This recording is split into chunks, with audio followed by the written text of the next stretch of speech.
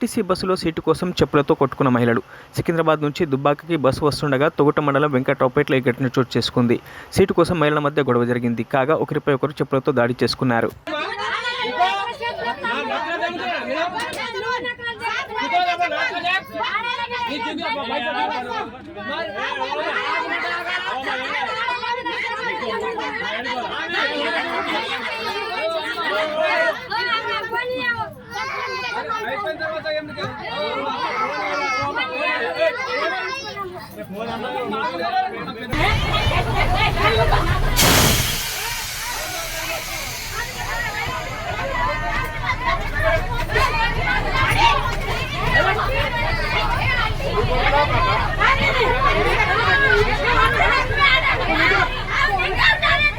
మరిన్ని అప్డేట్స్ కోసం మా ఛానల్ని సబ్స్క్రైబ్ చేయండి.